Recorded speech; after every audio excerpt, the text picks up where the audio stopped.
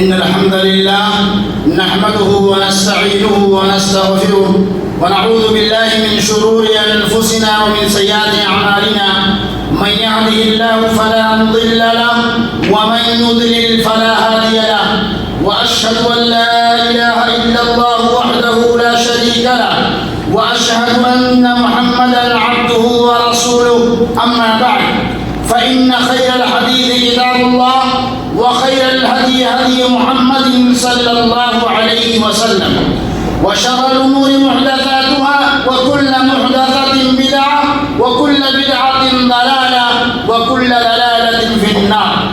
أعوذ بالله من الشيطان الرجيم. بسم الله الرحمن الرحيم. رجال لا تلهيهم تجارة ولا بيع عن ذكر الله وإقام الصلاة وإيتاء الزكاة يخافون يوما تتقلب فيه القلوب والأبصار. دینی اور اسلامی بھائیوں،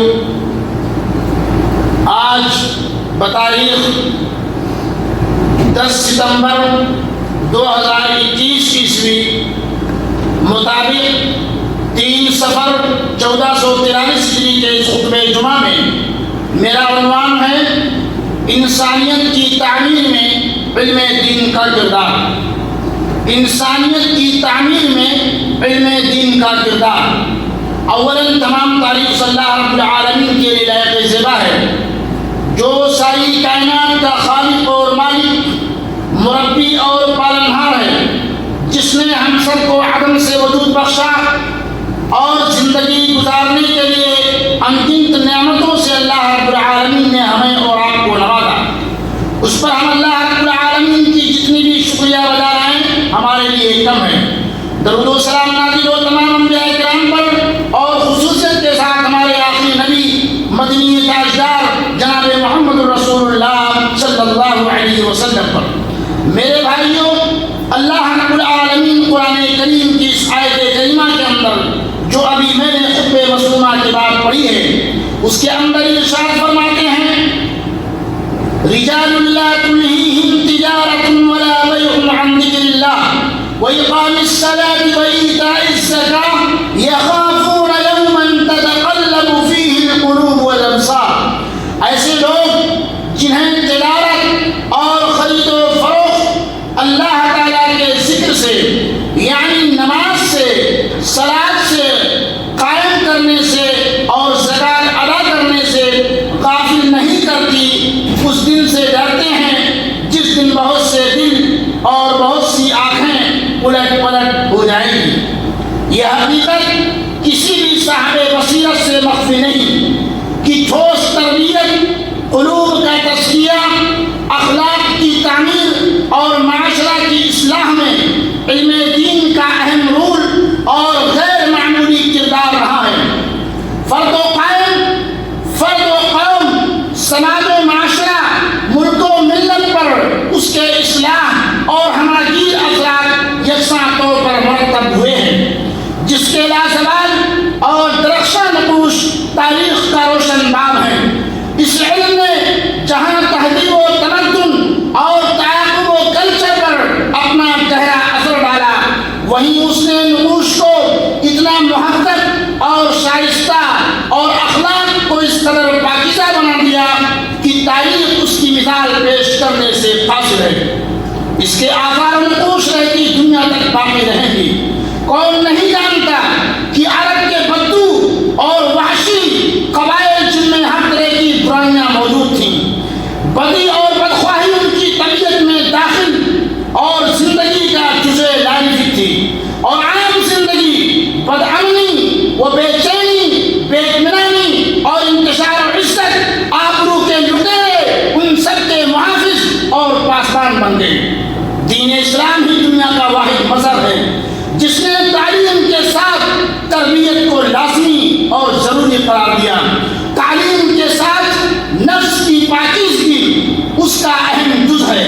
دوسرے مذاہب کی تعلیم اس بنیادی جوہر اور حقیقی روح سے آ رہی ہے. میرے بھائیوں، علم دین انسان کو صحیح انسان بناتا ہے، ایک مسلمان کو سچا اور حقیقی مسلمان بناتا ہے، اسے جینے کا سلیقہ اور زندگی گزارنے کا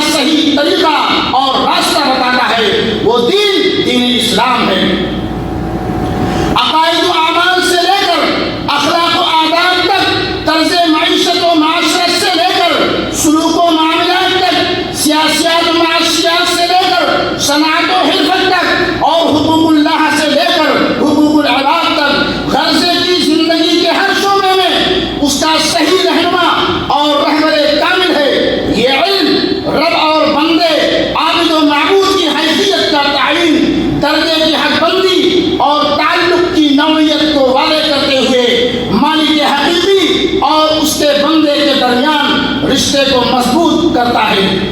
میرے بھائیوں، اسی طرح سے دینی و دنیاوی سعادت و فلاح کا ضامن آفاقی و ابدی پیغام حیات ادا کرتا ہے۔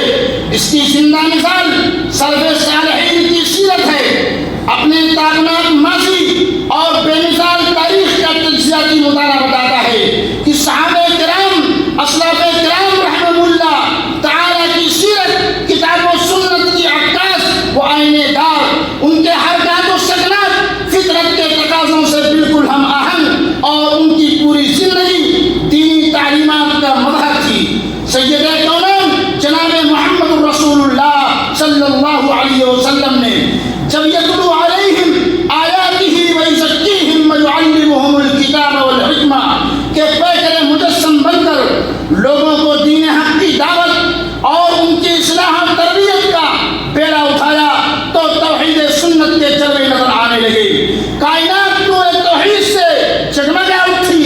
عقائد و احکام سے لے کر عبادت و معاملات تک، اخلاق و آداب سے لے کر سیاست و معاشرت تک، غرضے کی ہر شعبے زندگی میں ایسا صالح انقلاب برپا ہوا کہ دنیا ششدر اور حیران رہ گئی۔ علم دین کی معنویت و روحانیت، اس کے فضول و برکات اور اس تعلیم کی تعبیر سے میرے بھائیوں، یہ نفوس قدسیہ اور پاک و طیبت ہستیاں، یہ آثار علم و فضل، ارباب و زہد و ورع کردار، عمل کے غازی، صدق و صفا کے پیکر، حق و صداقت کے حامل، خلوص و للہیت کے مجسم، تصویر اور جانثاری و فداکاری، اطاعت الہی اور وفاداری کی زندہ مثال بن گئی۔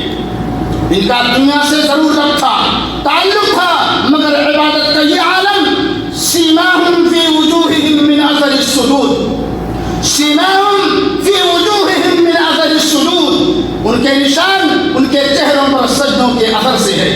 وہ معاملات زندگی سے ضرور جڑے ہوئے تھے، مگر دنیا پرست ہو کر نہیں، دنیا پرست ہو کر نہیں، فرائض و واجبات سے غافل ہو کر نہیں، بلکہ خشیت الہی سے معمور، فکر آخرت سے لرزہ و ترسا، آفتہ و خیزہ اور دین کی صالح قدروں کے مجسم تصویر بن کر۔ رجال اللہ تلہم تجارت ولا بیع عن ذکر اللہ واقام الصلاۃ وایتاء الزکاۃ یخافون یوما تتقلب فیہ القلوب والابصار۔ ایسے لوگ جنہیں تجارت اور خرید و فروخت اللہ تعالیٰ کے ذکر سے، صلاۃ نماز قائم کرنے سے اور زکات ادا کرنے سے غافل نہیں کرتی، اس دن سے ڈرتے ہیں جس دن بہت سے دل اور بہت سی آنکھیں الٹ پلٹ ہو جائیں گی۔ میرے بھائیوں، صنعت و حرفت، زراعت و کاشتکاری اور کسب معاش کے جائز طریقوں سے یقیناً اشتغال رکھتے تھے، مگر حب دنیا، حب مال اور حب جاہ کی حد تک نہیں، بلکہ زہد و قناعت، صبر و شکر کا اعلیٰ نمونہ بن کر، اور دل کے تھکے مادے زخموں سے چور ہونے کے باوجود قیام اللیل، رات کی نماز، تہجد گزاری کی زندہ مثال بن کر، تتجافى جنوبهم عن المضاجع يدعون ربهم خوفا وطمعا، ان کی کروٹیں اپنے بستروں سے الگ رہتی ہیں، اپنے رب کو خوف اور امید کے ساتھ پکارتے ہیں۔ ان کی شناخت اور پہچان زندگی کا اہم حصہ کیا ہے؟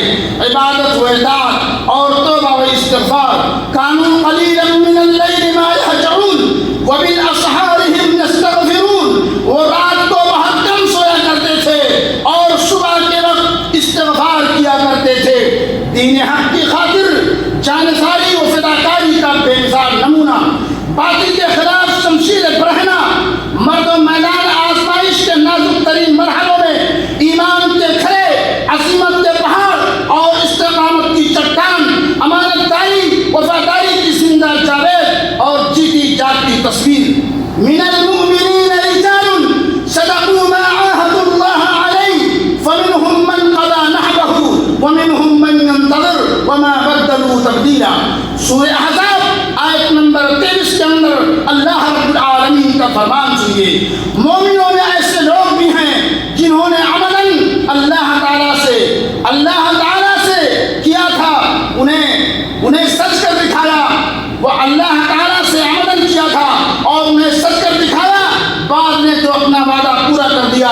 اور بعض موقع کے منتظر ہیں، انہوں نے کوئی تبدیلی نہیں کی۔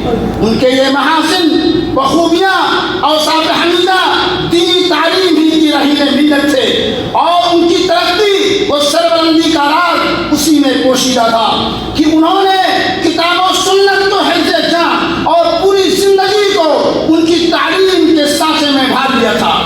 لیکن صد ہے مسلمانوں، صد ہے افسوس کا مقام ہے، آج کے بدلتے ماحول، نئی فضا اور سائنسی ٹیکنالوجی کے دور میں مسلمانوں کی اکثریت دینی تعلیم کے معاملے میں سنجیدہ اور حساس نہیں، فکر آخرت سے غفلت، فریض حساس سے فقدان، مادیت کے غلبہ، سلبی فکر، منفی خیال، مغربی تہذیب کی چمک اور طلب سے محرومیت، اہل مغرب کو کورونا تقریر نے دین کے اس اہم فریضے کو بالکل بے وقار اور ناقابل اعتراف بنا کر رکھ دیا ہے۔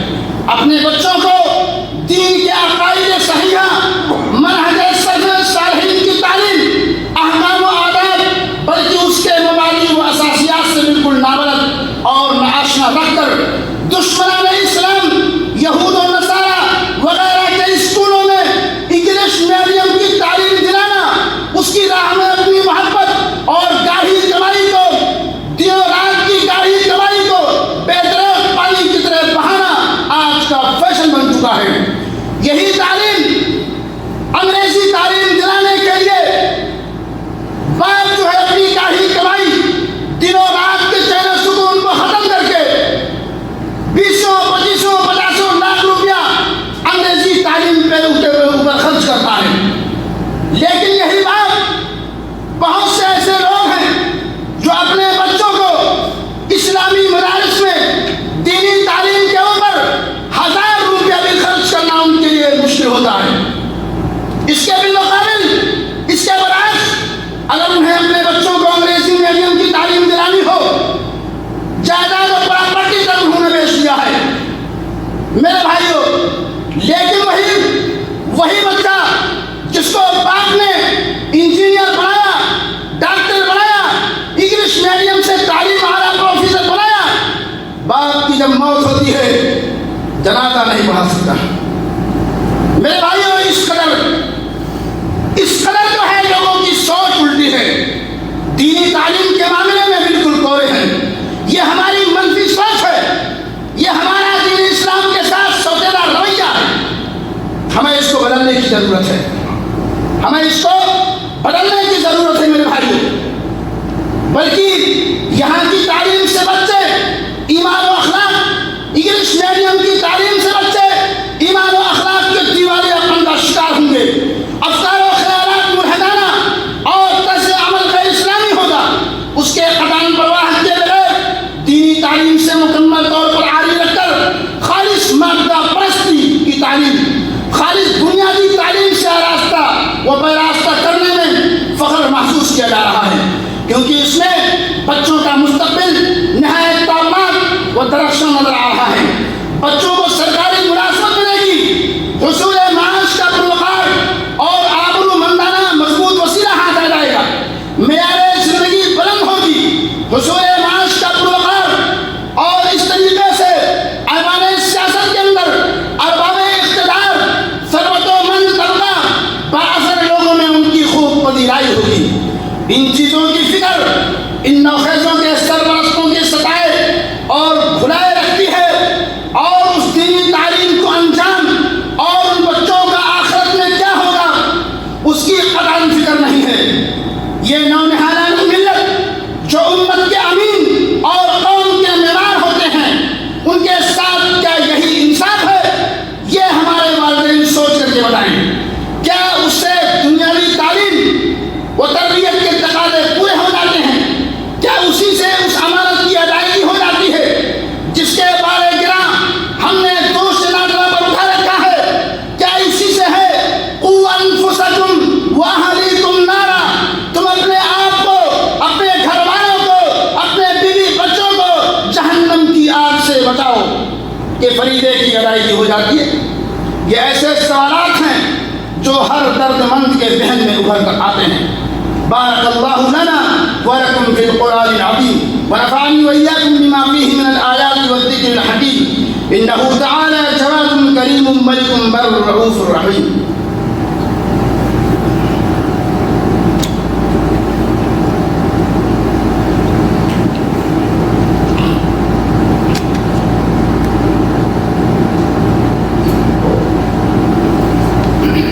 الحمد لله على إحسانه والشكر له على توفيقه وامتنانه وأشهد أن لا إله إلا الله وحده لا شريك له تعظيما لشانه وأشهد أن محمدا عبده ورسوله أما بعد. میرے بھائیوں، اور ان سب کا جواب نفی میں ہے.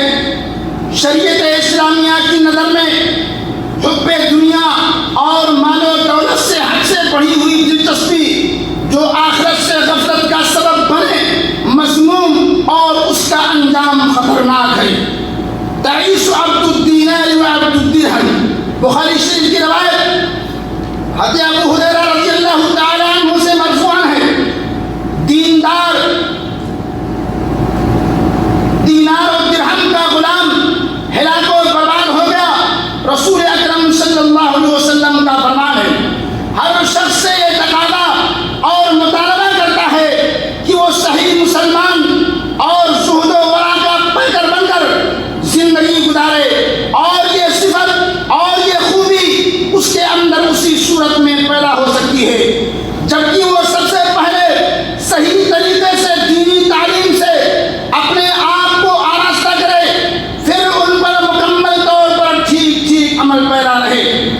دولت کوئی بڑی چیز نہیں، بڑی چیز یہ ہے کہ آدمی کی آخرت سنور جائے. لیکن آج مال و دولت کا حصول زندگی کا نصب العین، مطمح نظر اور مقصد حیات بن گیا ہے، اور دین کی تعلیمات اور صالح قدریں جو اخروی نجات اور سعادت ابدی کا باعث ہیں ناقابل اعتنا بن کر رہ گئی ہیں. حب دنیا کا اس قدر غلبہ اور فکر آخرت سے اتنی غفلت، نتیجہ صاف ظاہر ہے کہ جہاں ایک طرف بہت سے اعلیٰ تعلیم یافتہ لوگ لا الہ الا اللہ محمد الرسول اللہ کے معنی و مفہوم اور تقاضے سے نا آشنا ہیں، نا بلد ہیں، دوسری طرف دعوت اللہ، امر بالمعروف والنہی عن المنکر جو اپنی حیثیت و طاقت کے مطابق فرض عین ہیں، بڑی حد تک ضائع ہو کر رہ گئے ہیں. آج اسلامی رسمی نام کی حیثیت سے مسلمانوں میں باقی رہ گیا. آج اسلام مسلمانوں کے اندر رسمی طور سے صرف نام کا باقی رہ گیا ہے. وہ کون سی برائی ہے جو مسلم معاشرے میں موجود نہیں؟ آج کے مسلمانوں کے عقائد مشرکانہ، اعمال جاہلانہ، رسم و رواج ہندوانہ، طرز عمل یہودانہ. آخر مسلمانوں کی زندگی وہ کون سا شعبہ ہے جسے جہالت و ضلالت اور گمراہی نے اپنے شکنجے میں کش نہ لیا ہو؟ سوال یہ ہے کہ یہ جہالت و ضلالت کی کوکھ سے جنم لینے والی بیماریوں کا سبب کیا ہے؟ اس کا ذمہ دار کون ہے؟ جواب ظاہر ہے میرے بھائیوں کہ سماج کے یہ ناسور اور خطرناک بیماریاں اپنے فریضے سے غفلت، احساس ذمہ داری کا فقدان کا نتیجہ ہے. اگر آج بھی مسلمان اپنے بچوں کو اور اپنی قوم کے تئیں دینی فریضہ کی ادائیگی کریں تو یقیناً جہالت و ضلالت اور برائیوں کا تناسب کم ہو جائے گا. توحید و سنت کا ضرور بول بالا ہوگا، کتاب و سنت پر عمل کرنے کا جذبہ زیادہ ہوگا. آج جبکہ اسلام کے اوپر چاروں طرف سے حملہ ہو رہا ہے، مکاتب و مدارس، مساجد و مقابر، اسلامی وجود، اسلامی تشخص، اسلامی تہذیب و تمدن، دین کی روشن تعلیمات اور نوخیزوں کے قلوب و اذہان اور فکر و شعور، ہر چیز خطرہ میں ہے. دشمنان اسلام امت مسلمان کو لقمہ استر سمجھ رہے ہیں اور بڑی عیاری، بڑی مکاری اور فریب چالوں کو اپنا کر بڑے حسین حربے اور ہتھ کنڈے سے کام لے رہے ہیں، اور اسلام کو ختم کرنے کے لیے، اسلام کو مٹانے کے لیے ایسی چوری کا زور لگائے ہوئے ہیں. خصوصاً نئی نسل اور نوخیزوں کو دین حق سے منحرف کرنے، دین حق سے ہٹانے کے لیے، انہیں بگاڑنے کے لیے، ان کے ذہن و فکر کو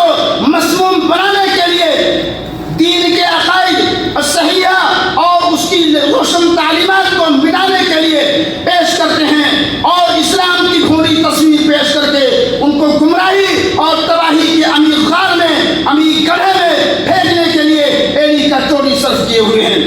وَدَّ كَثِيرٌ مِّنْ أَهْلِ الْكِتَابِ لَوْ يَرُدُّونَكُم مِّن بَعْدِ إِيمَانِكُمْ كُفَّارًا حَسَدًا مِّنْ عِندِ أَنفُسِهِمْ۔ سورہ اوپر بقرہ آیت نمبر 109 کے اندر اللہ رب العالمین کا فرمان ہے، تمہاری تباہی میں کوئی کسر اٹھا نہیں رکھے کہ تلخ حقائق اور خوفناک مناظر ہماری نگاہوں کے سامنے ہیں، اور سادہ لوگ اور کچے ذہن کے لوگ ان کے جامع تصویر میں پھنستے جا رہے ہیں۔ حالات بڑے نازک اور بہت زیادہ تشویشناک ہیں۔ ایسی نازک گھڑی میں ضرورت اس بات کی ہے میرے بھائیوں، میرے مسلمان نوجوانوں، مسلمان مثبت فکری تعمیری ذہن لے کر متانت و سنجیدگی کے ساتھ اپنے بچوں کو نونہالانہ ملت کی صحیح تعلیم و تربیت اسلامی نہج پر کرنے کی کوشش کرے، ان کی حقیقی سعادت اور دینی تعلیم کے مستقبل کے بارے میں سوچے۔ لیکن افسوس کہ اتنا اہم مسئلہ کبھی بھی مسلمانوں کو عنایت و توجہ کا مستحق نہیں بن سکا، حالانکہ دینی تعلیم بڑی مقدس امانت ہے، اس کی نشر و اشاعت اور صیانت و حفاظت ہم سارے مسلمانوں کی ذمہ داری ہے۔ اللہ رب العالمین سے دعا ہے کہ اللہ رب العالمین ہم تمام مسلمانوں کو اپنے بچوں کو دینی تعلیم و تربیت کرنے کی توفیق عطا فرمائے، اور ہماری جو کمیاں کوتاہیاں ہیں اللہ رب العالمین تو معاف فرمائے۔